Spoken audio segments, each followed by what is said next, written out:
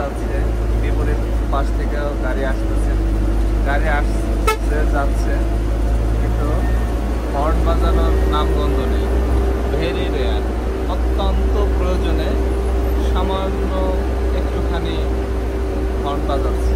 অধিকাংশ মানুষের চোখের ইশারায় গাড়ির যে নির্দেশক লাইটগুলো আছে, indicator, red light, yellow light, tipper, এগুলো দেখে মানুষ বুঝে যাচ্ছে তাকে কতটুকু জায়গা দিতে হবে, তাকে কতটুকু ছাড় দিতে হবে। যানজট যতই লাগুক, মোটামুটি 5-10 মিনিট বসে থাকার মতো জ্যামে আমরা পড়েছি, কিন্তু কাউকে কখনোই হর্ন বাজাতে দেখি। এই আপনারা খেয়াল করুন, গাড়ি যাচ্ছে, গাড়ি আসতেছে, এবং এখন কিন্তু আমাদের গাড়ি স্লো যাচ্ছে, কারণ সামনের গাড়ি স্লো যাচ্ছে, এবং সামনের গাড়ি স্লো যাচ্ছে কারণ তার সামনের গাড়ি স্লো যাচ্ছে। এইভাবে একজন আরেকজনের পিছনে সারিবদ্ধভাবে যাচ্ছে, বিনা প্রয়োজনে কেউ কাউকে হর্ন দিচ্ছে না। যাকে যতটুকু ছাড় দেওয়া দরকার, ও যে দেখেন সামনে একটি অ্যাম্বুলেন্স যাচ্ছে বা ফায়ার সার্ভিসের যে কোনো গাড়ি, আমি গাড়িতে দূরে থেকে দেখলাম, লেখা বুঝিনি কি লেখা, তাকে সবাই জায়গা দিয়ে দিল। এই যে একটি সামনের গাড়িটা থেমে আছে, এখন আমাদের গাড়ি থামলো, আমাদের গাড়ি কিন্তু সামনের গাড়িকে হর্ন দিচ্ছে না।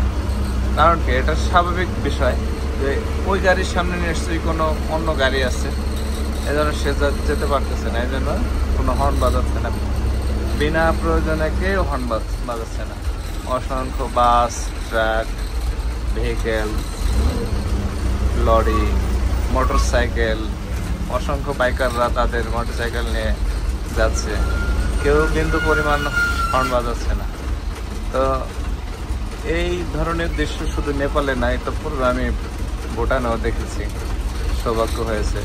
তো যারা বিভিন্ন দেশ ঘুরেছে তাদের কাছ থেকে তথ্য পাওয়া যায় যে বাংলাদেশ ছাড়া বিশ্বের অন্য কোনো দেশেই বিনা প্রয়োজনে হর্ন বাজায় না। অথচ বাংলাদেশের মানুষ এটাই জানে না যে হর্ন বাজানো একটু অপরাধ।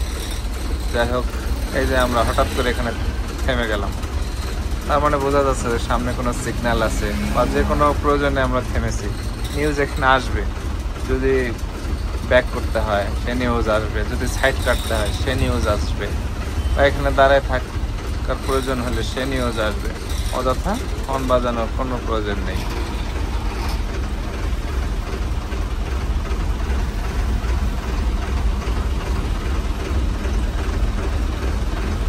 দেখা যাক আমরা কতক্ষণ দাঁড়িয়ে থাকি।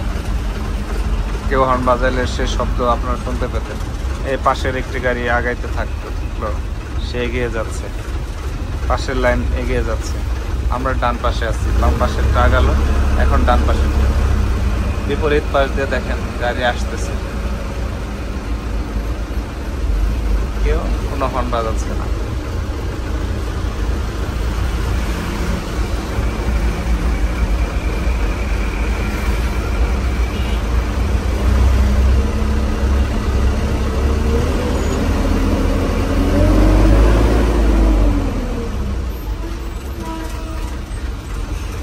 আর কেউ যদি হর্ন বাজায়ও দেখবেন তার পরিমাণ এত কম, মানে বোঝাই যায় না। শুধু যাকে উদ্দেশ্য করে সামান্য বাজানো হয় সে শুধু বুঝতে পারে যে তাকে কেউ সামান্য সিগন্যাল দিচ্ছে, বাকি কেউ হর্ন বাজাচ্ছে না। এই মাত্র একটু আমরা হর্ন শুনতে পেলাম, নিশ্চয়ই অত্যন্ত প্রয়োজনে কেউ কাউকে দিয়েছে। এরপরে দেখেন তা বাদে সবাই যাচ্ছে। এই যে ট্রাফিক পুলিশ বাসি দিল, সবাই চলে গেল। এখানে মোটর সাইকেলের বাইকাররা দাঁড়িয়ে আছে। বাংলাদেশের মতো চওড়া রাস্তা নাই, এত ট্রাফিকদের যে বাতি থাকে, হলুদ বাতি, লাল বাতি, সবুজ বাতি, ওই ধরনের অত বেশি নাই। সামান্য ফ্যাসিলিটির মধ্যে এরা দেখেন অত্যন্ত সুশৃঙ্খলভাবে গমনাগমন করতেছে। কি সুন্দর একটি দৃশ্য।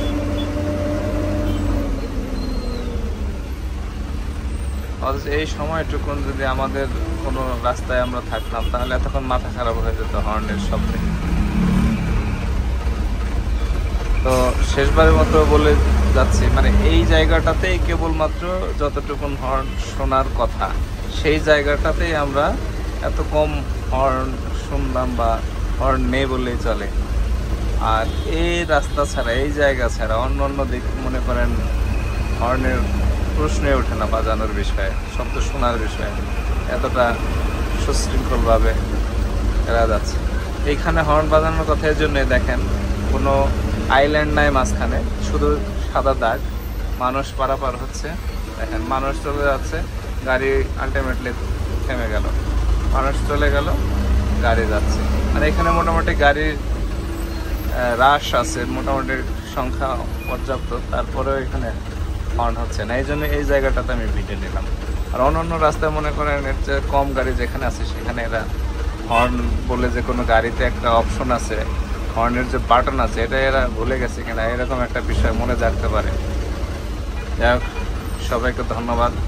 আর শেষমেশ এটাই আশা থাকলো আমরাও একদিন এমন একটি ট্রাফিক সিস্টেম এবং যানবাহন চলাচলের সিস্টেম পাবো বা করবো বা করতে পারবো, অথবা আমাদের পরবর্তী প্রজন্ম করুক, এটাও স্বপ্ন দেখি।